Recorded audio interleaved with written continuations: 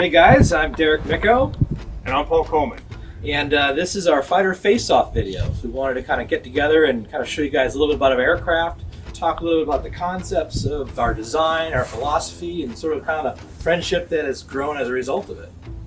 Yeah, Derek and I have been talking about this for quite a while. We both design airplanes in a similar style and similar sizes. Our projects have gotten bigger over the years, and we've got talking about how it would be fun to do a project together. And we thought of a number of ways to collaborate. Ultimately, the fighter face-off was the result of that. Yeah, this goes back about 2 or 3 years ago now. When we first started talking about it, it's like, it'd be kind of fun to do a joint project and then maybe at some point in time get together and fly the aircraft together, and that's where we're at right now. There's a number of ways that you could collaborate. One, of course, is we could have designed and built one airplane together, but ultimately the thought of building two airplanes independently, there's a little bit of a mental competition on how the designs go together, and included in that became a historical competition where ultimately we picked two airplanes that actually met in combat. That was one of the key criteria for the selection of the two airplanes. The other one was, there's a lot of great Mustangs out there and fantastic Spitfires. We want to do something that's a little bit different.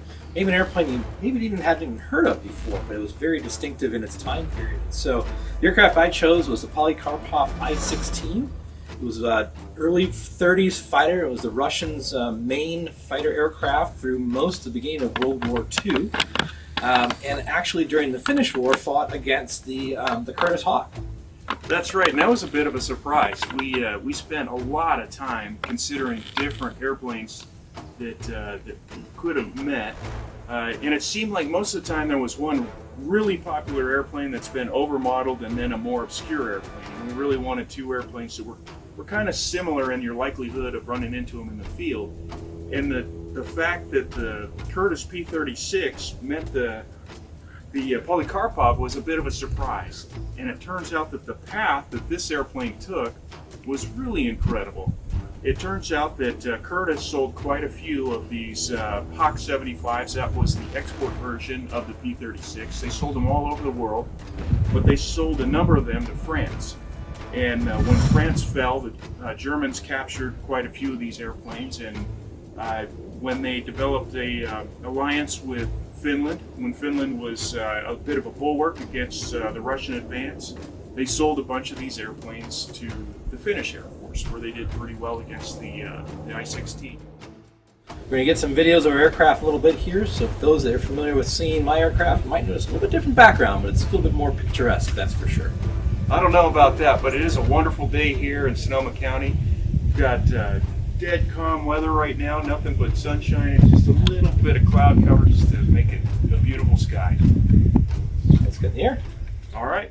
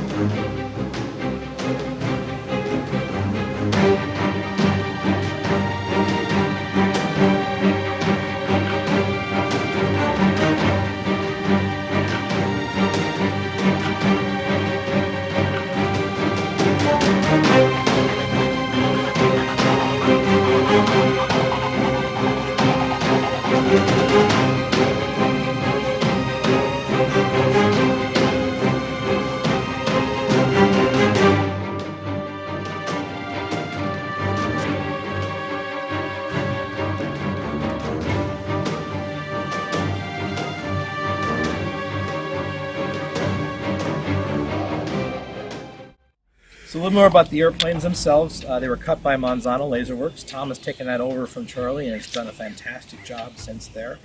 Our decals are actually from Cali Graphics, who's another great person to work with so far as the hobby's concerned.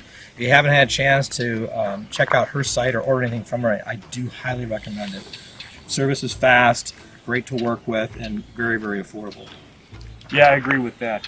Thankfully, those people are keeping the hobby alive. Monsanto Laser is fantastic. And one quick note for builders. These schemes, when Callie makes them for us, she makes them available to other builders that are interested in building these models. She can also scale them to different sizes if you're working with a different kit. Yep, you just tell her the dimensions, and usually in a few days it's right at your doorstep. So really fast and friendly service, and the same thing with Tom at Monsanto.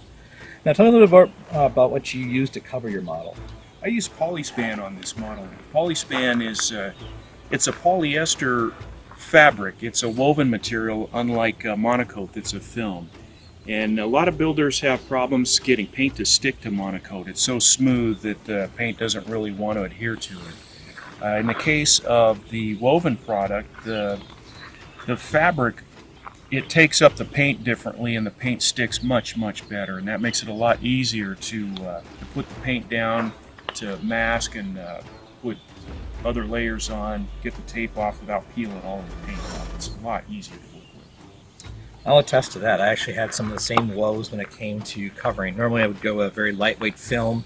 Even with scuffing the surface, I had a lot of trouble with paint peeling off, so I ended up recovering part of the fuselage in Silkspan and using nitrate and butyrate and that old school style of covering, which I actually really ended up liking. I think it was definitely a neat learning experience and something I'll probably use on another model. I agree with that. I like the old-time covering. I don't like to work with solvents so much anymore. So in my case with the Polyspan, I used Mod Podge glue to put on the framework, and then with a covering iron to tack the Polyspan down. And then after it was tacked and shrunk lightly, then it was sealed with diluted waterborne polyurethane. That gives a very good finish and good adhesion. Not quite as good as the old-fashioned dopes, but pretty close. Not bad, but certainly nice not to work with all of those solvents in an enclosed space. So one of the unique things about the I-16 was its retracts. They were actually a 3-strut system, and they had a strut that was actually right here, and I removed that just for simplicity's sake for the model. And they had another rear strut here, and then they had their main strut. And this strut actually traversed inboard during the retraction process, and then would extend outboard, so it kind of almost created a tripod effect. But what I've done is I've done just a telescoping strut within a strut right there. So one of the things that was also unique about the I-16's gear doors was because the retracts are so rear in the wing, you can't simply sturdily mount them to the strut. And so what I ended up having to do is create them as free floating. So there's this little guide right here that as the gear extend, you'll see that the gear door gets in line with flight, and then when it lays flat against the wing, it allows it to rotate. So you can see it real quick here if you watch how this lays flat now. And when I extend it, it comes in line with flight. So the gear on the P-36 is worth some attention as well. The full-scale airplane had a fairly complicated arrangement of doors. There was actually 3 doors. There was a little knuckle that just kind of tilted a little bit, and then a door that opened, and a third door that was fixed to the strut and rotated. That was a little too complicated for me for a model of this size, so I deleted that knuckle. We still have the door that's fixed, and then the middle door, it's fastened to the wing. So when the gear is in operation,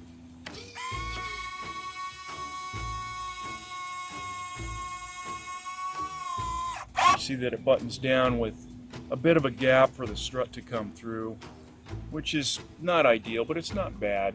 But by shaping the parting line carefully, you keep the gap pretty small.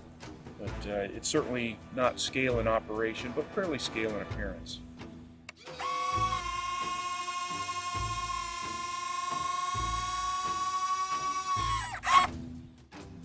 The tail wheel on the P-36 was enclosed by a fairing with a bulge and then two shapely doors.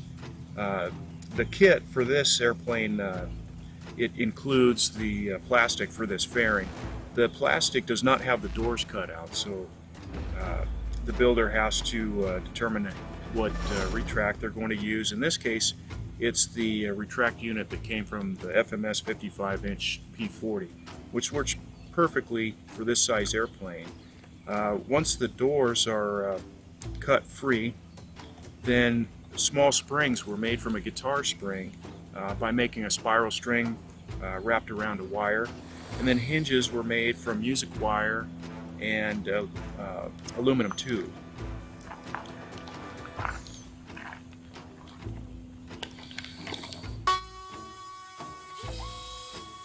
Worked pretty nicely.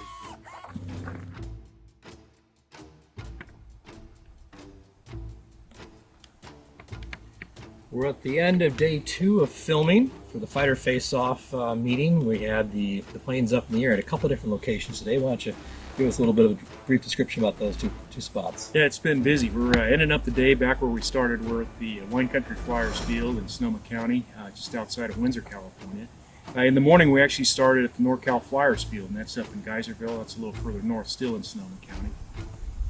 Yeah, so some fantastic background and scenery, so hopefully that shows through on the videos for you guys. So we got a lot of flights in today, about 5 or 6 of each of us, and some of them together, some separate. So I think it's been a fun journey so far. So I hope so. It's going to be interesting seeing what comes out of the editing room. We got a lot of kooky stuff. We got some video from a plane with a Mobius camera. We got a GoPro on a little RC car, and then of course that the 2 airplanes flying together and trying to film them from the ground. So hopefully you'll be kind to us, because we're certainly not cinematographers. I think we are a little more talented in the airplane construction business. So this kind of wraps it up for us here. I want to say, Paul, thank you so much. It's been a lot of fun doing this. Absolutely. Thanks so much for coming out. I know it's a long way from Phoenix, but it's been fantastic to fly with you. And after a few years of knowing one another, this is the first time we've actually been able to fly together. And I just had a blast. Me too.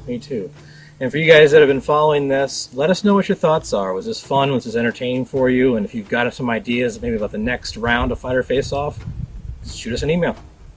Thanks very much. Thanks, guys.